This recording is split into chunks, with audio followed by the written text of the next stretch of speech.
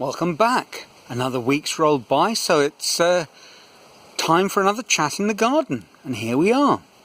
Last week I was talking about conversations, and then an amazing thing happened. Right out of the blue, I received an email. Now, if the gods of serendipity were really in my corner, the email would have obviously been from Kirsty, the subject of last week's talk. But it wasn't. Much better than that. It was from my old friend Larry Creel, back in the day, UCT. So who was Larry? Larry was one of, I suppose, broadly speaking, the kind of stats actuarial crowd. I knew a lot of my friends, obviously, were people that did the same course as me. And I'd started out studying actuarial science. That was all a bit of a debacle, as I've discussed before. And I ended up working out the quickest route to a degree, and that was mathematics. And I was also studying statistics. And Larry was in that group. He actually went on to complete, I believe, a master's degree in stochastic processes as they pertain to horse racing. A sort of mathematical analysis of betting on the nags. Well, who knows, with a bit of luck, maybe he'd have made it big in a sort of Moneyball kind of way. But I think he ended up becoming a lecturer at the university, but I might be wrong. Now that we're in touch, of course, I'll send him the video, and Larry, feel free to tell me in the comments section exactly what you ended up doing. And within our larger group, we also had quite an unlikely, statistically connected indoor football team called the Latin Squares. We were terrible, it has to be said. Of the various lunchtime indoor football teams, we were almost certainly the worst. But we amused ourselves, and at least we knew what a Latin Square was. Well, I don't anymore. It's something to do with statistics, but really I managed to wheedle that one out of my memory banks a long time ago. And Larry, I suppose, was most famous for the originator of what was called the Creel Method. And it basically seemed to run like this. And once again, Larry, jump in the comments and correct me if I've got it all horribly wrong. The Creel Method was essentially you'd solve maths problems without any understanding of the meaning of the mathematics underpinning the problem. You basically recognized symbols and structures, constructions from your studies, and then you tried to map the methods and constructions, solutions that you learnt and you'd memorized onto problems simply by a kind of what fits best visually kind of method. Now, I may have got it entirely wrong, but I think the essence of the Creel Method was that you didn't really have to understand any mathematics to solve the problem. You just had to have a decent number of potential mathematical tools in your toolbox, and you needed to recognize a few landmarks that would suggest which tools to apply to which problems, and then away you went. Now, I don't believe Larry entirely was telling the truth. Of course, he understood something about the maths. He was a bright guy. But I think at the same time he was hinting well ahead of his time at something that perhaps neuroscience has almost caught up with. And on my chess vlog, I mentioned recently how Artur Yusupov, who was for a number of years ranked the number 3 player in the world behind Kasparov and Karpov, quite outrageously claimed to understand nothing about chess. He didn't really understand chess at all. And it sort of leaves you in a desperate position. If someone who was in the top 3 in the world understood nothing, what were you studying for to try and understand more about chess? It was as futile as a task as you could possibly hope to take on. But Yusupov was hinting at a point that chess is, on some level, almost entirely impossible to fully understand. So saying you understood chess was a lie. And mathematics, certainly for those of us studying it at university, quickly, I think, ended up in that sort of category. There were 1 or 2 people at the university, and for some topics in the whole world, who truly understood something about what they were talking about, and the rest of us kind of just manipulated symbols. I say the rest of us. Obviously, I was very, very low down on that food chain. But understanding is quite an elusive sort of thing. So Larry's Creel method was more than just a witty way of describing how he was passing his maths exams. I think it hints at a deeper underlying truth. And Larry did all sorts of other wonderful things. I remember we were great fans of raiding local second-hand bookshops. Was it Clark's? I think Larry mentioned it was Clark's, and they'd have a collection of sort of for sale at ludicrously low prices, textbooks and other books that publishers would have otherwise just pulped and just moved on into the second-hand market. And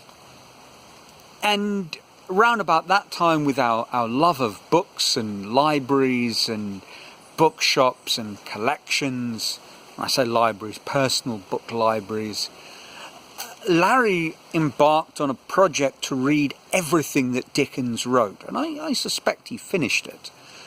He liked one novel by Dickens. He was trying to become better read, more well read, and Dickens it was. So he thought, well, if I enjoyed one, why not take on the full collection?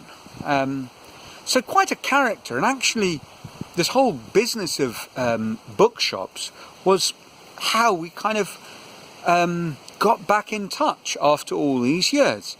Because he was chasing up a friend via a sort of a thought he'd had, because he was selling a book on eBay. Larry, I don't know if dabbles is a rude way of putting it, but he sells rare books online, and he'd thought of a friend. And in that process, he'd come across in his archives a letter that I'd written to a mutual friend of ours, Paul Lecoq, almost to the day, 32 years ago.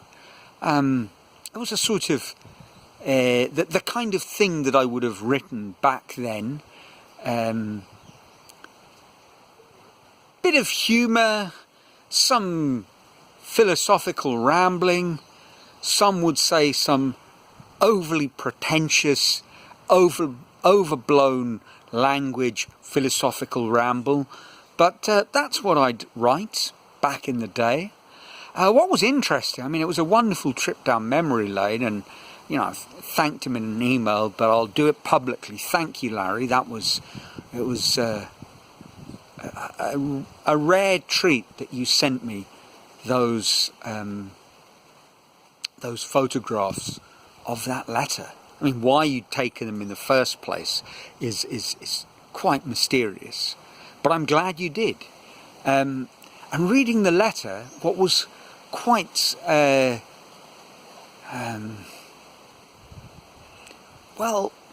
unexpected was how my life had sort of, little elements of the letter resonated with my life now. Things that I'm doing. It seems that I've been claiming to be leading this bizarre, random sequence of serendipitous occurrences and decisions that have led me around the world, but it was all foreshadowed in my writings back in the day, in to some degree. And in that sense, my life, when I look back on it, almost seems like it's followed a slightly coherent hint of a plan. Not a plan, that would be stretching it. But it was very nice to see that I'd thought of keeping journals and publishing them. And then years later, here I am. And I'm thinking of taking these rambling talks and turning them into something eventually that maybe is more like a book. I don't know. Maybe. We will see. But at the heart of it all, and the reason I'm mentioning all of this, is it was just so wonderful to get back in touch with Larry, to go for a trip down memory lane, which was a happy moment and not a sort of lost in the rabbit hole of nostalgia sort of downward spiral, but rather oh, that was nice, that was me back then, and I can laugh at myself, but equally I can look at the me back then and sort of see, curiously, find some sense in how I've become the me right now. And it provoked getting back in touch with Larry, provoked an obvious thought that, this is something we all need to do. I'm not saying all the time, because it can be a little time consuming, but we need to get back in touch with people. They will value it, and so will you. Larry managed to track me down. I'd seen that his email sort of came via Squarespace, so perhaps my website, my neil.com, led him to my current whereabouts. That makes sense. But it's not actually that difficult to find people that you've completely lost touch with. Of course, the first part, and here's a little challenge, a little exercise for you, the viewer, to take part in. Sit down, perhaps with a nice glass of wine, looking at a sunset in your garden or at a convenient spot, and think back at the various phases of your life. Go back to primary school, high school, university, your first job, the gap year you might have taken, your second job, a change in career. Really think over your life and the people that meant something to you at those points, and write them down. And then see if one of those names doesn't just leap off the page and say to you, contact me. Someone that you've lost touch with. And then track them down. Facebook is a place to start. But just type in their name into a Google search and see where you get to. A couple of key words, and you'll be surprised. On that list, you'll be able to track down most of those old lost friends. get in touch with them, reach out. It's worth it. Because in the end, these friends of ours, this is who we are. We are part of a community. And making the effort to reconnect is a tremendous, I think, a tremendous gift that you will be giving, a service to your community. So give it a try. Anyway, that's it for this week. I trust you're well, that your lives are filled with joy, that you're keeping safe. And until next week, from a sunny Brazil, actually before ciao, don't forget to let me know how your chasing after lost friends went in the comments below. But now it really is time for ciao.